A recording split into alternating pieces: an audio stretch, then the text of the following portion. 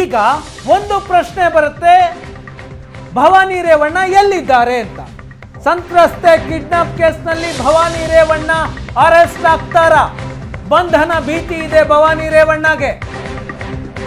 ಮೇ 8ರ ನಂತರ ಭವಾನಿ ರೇವಣ್ಣ ಈವರೆಗೆ ಎಲ್ಲೂ ಬಹಿರಂಗವಾಗಿ ಕಾಣಿಸಿಕೊಂಡಿಲ್ಲ. ಬಂಧನ ಭೀತಿಯಿಂದಾಗಿ ಸಾರ್ವಜನಿಕವಾಗಿ ಕಾಣಿಸಿಕೊಂಡಿಲ್ಲ ಭವಾನಿ ರೇವಣ್ಣ. 15 ದಿನಗಳಾಯಿತು, 15 ದಿನಕ್ಕೂ ಹೆಚ್ಚಾಗಿದೆ. ಯಾರ ಸಂಪರ್ಕಕ್ಕೂ ಭವಾನಿ ರೇವಣ್ಣ ಸಿಗ್ತಾ ಇಲ್ಲ. ಹೊಳೆ ನರಸೀಪುರದ ಮನೆಯಲ್ಲೂ ಇಲ್ಲ, ಸಾಲಿಗ್ರಾಮದ ತಮ್ಮ ತವರು ಮನೆಯಲ್ಲೂ ಇಲ್ಲ, ಬೆಂಗಳೂರಿನ ಬಸವನಗುಡಿಯ ಅವರ ಮನೆಯಲ್ಲೂ ಇಲ್ಲ. ರೇವಣ್ಣ ಜೈಲಿನಿಂದ ಬಿಡುಗಡೆಯಾದ ನಂತರ ಅವರ ಭೇಟಿಗೂ ಕೂಡ ಭವಾನಿ ರೇವಣ್ಣ ಬಂದಿಲ್ಲ.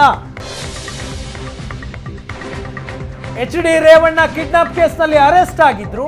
ಆ ನಂತರ 4 ದಿನ ಜೈಲಲ್ಲಿದ್ದು ಜಾಮೀನು ಪಡೆದು ಹೊರಗೆ ಬಂದ್ರು. ರೇವಣ್ಣ ಜೈಲಿನಿಂದ ರಿಲೀಸ್ ಆದ ನಂತರವೂ ರೇವಣ್ಣ ಭೇಟಿಗೆ ಭವಾನಿ ರೇವಣ್ಣ ಮುಂದಾಗಿಲ್ಲ. ಎಲ್ಲಿದ್ದಾರೆ ಅನ್ನೋ ಮಾಹಿತಿಯನ್ನ SIT ಕಲೆ ಹಾಕ್ತಾ ಇದೆ. ಭವಾನಿ ರೇವಣ್ಣ ಎಲ್ಲಿದ್ದಾರೆ ಅಂತ ಮಾಹಿತಿ ಪಡೆಯುವ ಪ್ರಯತ್ನವನ್ನ SIT ಅಧಿಕಾರಿಗಳ ತಂಡ ಮಾಡ್ತಾ ಇದೆ.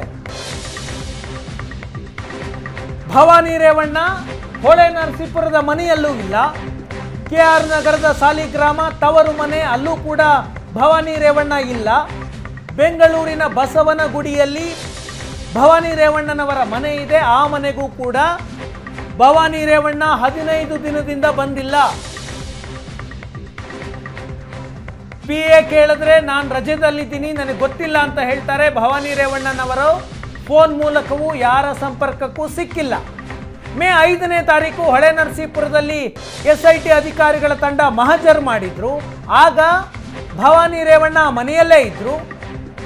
ಮೇ 6ನೇ ತಾರೀಕು JDSನ ನಾಯಕರು ಭವಾನಿ ರೇವಣ್ಣನವರನ್ನ ಭೇಟಿಯಾಗಿ ಧೈರ್ಯ ತುಂಬುವಂತಹ ಪ್ರಯತ್ನ ಮಾಡಿದ್ರು. ಆಗ ಬಹಿರಂಗವಾಗಿ ಕಾಣಿಸಿಕೊಂಡಿದ್ದನ್ನು ಬಿಟ್ಟರೆ ಈವರೆಗೆ ಭವಾನಿ ರೇವಣ್ಣ ಎಲ್ಲಿದ್ದಾರೆ ಅನ್ನುವಂತಹ ಮಾಹಿತಿ ಯಾರಿಗೂ ಇಲ್ಲ.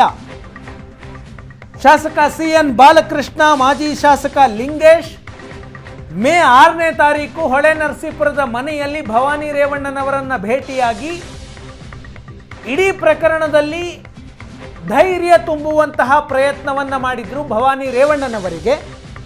ಈಗ ಎಲ್ಲಿದ್ದಾರೆ ಭವಾನಿ ರೇವಣ್ಣ ಅಂತ ಮಾಹಿತಿ ಪಡೆಯುವ ಪ್ರಯತ್ನವನ್ನ SIT ಅಧಿಕಾರಿಗಳ ತಂಡ ಮಾಡ್ತಾ ಇದೆ. ಈಗ ಸಂತ್ರಸ್ತೆ ಕಿಡ್ನಾಪ್ ಕೇಸ್ನಲ್ಲಿ ಭವಾನಿಗೆ ನೋಟಿಸ್ ಕೊಟ್ಟಿದೆ SIT ಅಧಿಕಾರಿಗಳ ತಂಡ. ಭವಾನಿ ರೇವಣ್ಣಗೆ ಈವರೆಗೆ ಮೊದಲ ನೋಟಿಸ್ ಕೊಡಲಾಗಿದೆ.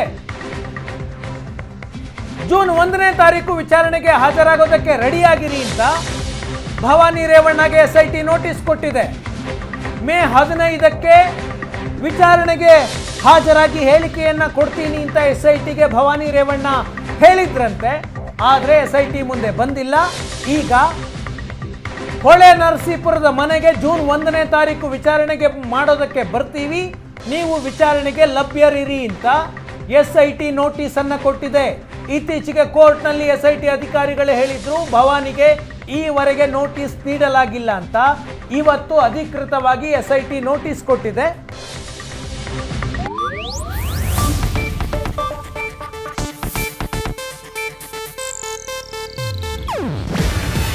ಇದು ಏಷ್ಯಾನೆಟ್ ನ್ಯೂಸ್ ನೆಟ್ವರ್ಕ್ ಪ್ರಸ್ತುತಿ.